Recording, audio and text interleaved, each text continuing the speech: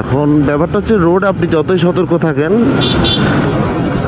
ভাই এত গরম দেওয়ার কি আছে, পুরা খালি রোড জানাতে ভাই এগুলো করে আসছি একদম এক সময়। যাই হোক, তারপরে উচ্ছৃঙ্খল চালাইতাম না এক সময়। আমাকে যেটা বলতেছিলাম, আমাকে পিছন থেকে মেরে দিয়েছিল 13 সালের লাস্টের দিকে। তারপর আমি পড়ে গিয়ে মারাত্মক অবস্থা হয়েছিল আর কি। পায়ের 3টা হাড্ডি ভাঙছিল, কোমরের L5 L4 এর মাঝখানে ফেটে গেছিল।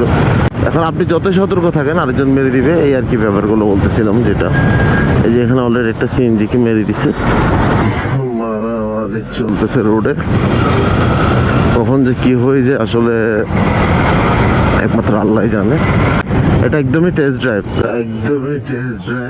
মানে জাস্ট মনকে প্রাধান্য দিচ্ছি।